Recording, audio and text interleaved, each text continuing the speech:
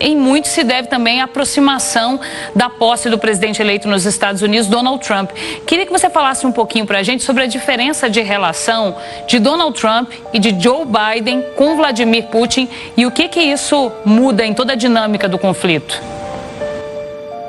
Durante o primeiro mandato de Donald Trump, Renata, a gente viu uma relação até muito próxima de Trump e Putin, alguns encontros, visitas, inclusive, de Trump à Rússia, Então havia uma relação personalista, assim como era, por exemplo, de Trump com Bolsonaro, enquanto era presidente aqui do Brasil.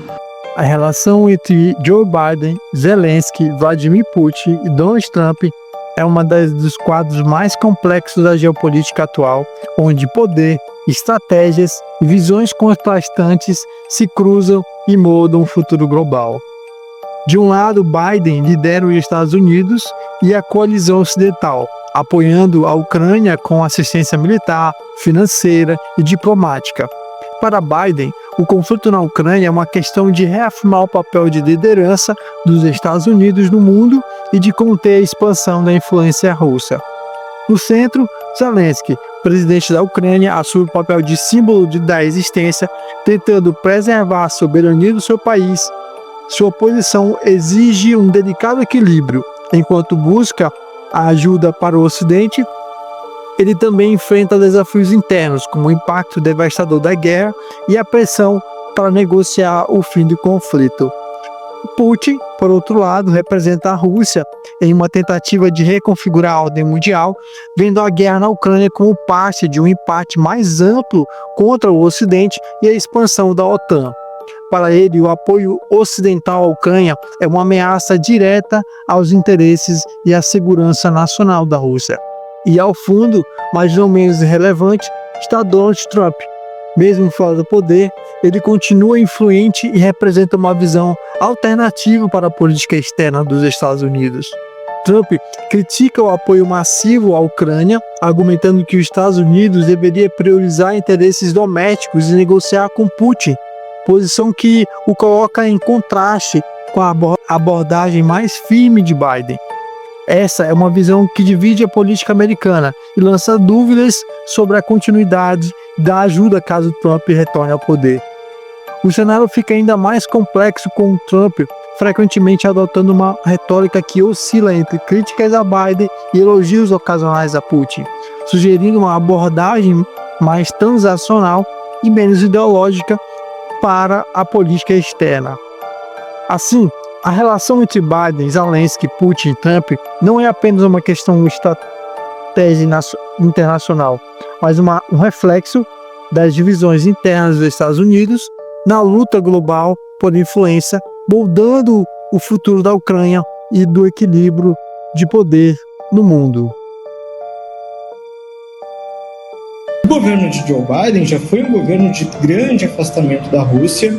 Eu sempre gosto de pontuar, que uma das causas da guerra na Ucrânia, dentre tantas causas e motivações, foi inclusive as ações dos discursos do presidente Biden com relação à Rússia. Desde o final de 2021, Biden insistia que a Rússia atacaria, invadiria a Ucrânia, e a Rússia naquele momento negava, Então, digamos, foi um dos combustíveis para a guerra na Ucrânia. Então foi uma relação muito tensa, uma relação de afastamento, de falta de diálogo entre Moscou e Washington durante este governo de Joe Biden. Assim, eu diria, a própria política externa do presidente Biden foi uma política externa muito tímida, muito aquém daquilo que se esperava que fosse, que era aquilo que Biden prometeu na campanha presidencial de 2020, no ano de 2020, muito daquilo que foi prometido não foi conquistado. Veja bem,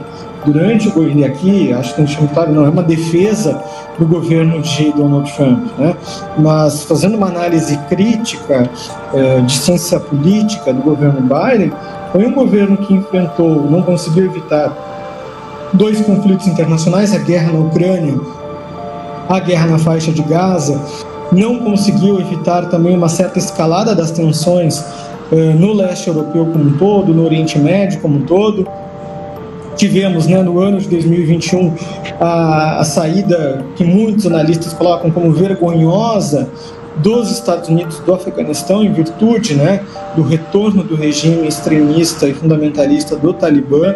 Então o governo Biden ele deixou de cumprir muito daquilo que ele prometia em 2020. Foi uma política externa muito mais retracionista, digamos assim, né, e que diverge da política externa do Trump, que busca, né, marcar a sua presença, mas também ela é isolacionista, ela também é mais nacionalista, não envolve os Estados Unidos em questões globais e, por não envolver os Estados Unidos em questões globais, acaba, evidentemente, evitando a escalada de conflitos regionais ou locais para se tornarem conflitos internacionais.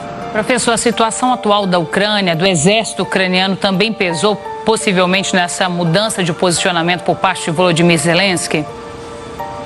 Sem sombra de dúvidas, Renata. Está muito claro que a Ucrânia, mesmo tendo apoio de alguns países europeus, dos Estados Unidos, não tem condições logísticas, condições de equipamentos, de forças armadas de fato, para fazer frente à incursão russa, né? O próprio presidente Volodymyr Zelensky, militares do alto escalão ucraniano já reconhecem essa diferença de forças. Eu acho que esse é um fator preponderante. Então, antes de perder todo o território ucraniano, né, há uma leitura muito racional neste momento por parte do presidente Zelensky, que é melhor proteger aquilo que a Ucrânia ainda possui, proteger ainda o que ela tem das suas forças armadas, para evitar que se perda tudo e vire, por exemplo, o que aconteceu.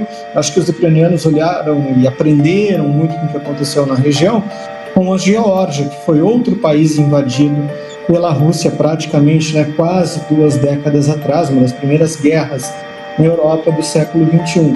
Então eu percebo que é uma mudança de análise crítica de capacidades militares, capacidades econômicas, enfim, face à invasão e às agressões russas ao território ucraniano.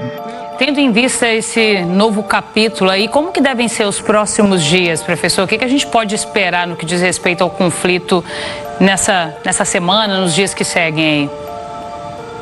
Eu acho que de muita expectativa, né? Nós já estamos praticamente em 2025, então esperar talvez, eu acho que esse é o cálculo, né, que Zelensky e Putin estão fazendo, esperar que Trump assuma a presidência para então começar essa negociação com os Estados Unidos, com a OTAN. Agora, final do governo Biden, provavelmente a gente vai ver algum tipo de avanço, a não ser que, claro, Biden mude totalmente seu discurso político, né, e decida colocar-se à mesa para negociar entre a Rússia e a Ucrânia, o que eu descartaria neste momento. Eu acho que talvez um momento de espera, de expectativa para o novo governo dos Estados Unidos daqui praticamente um mês, né, um mês e algumas semanas.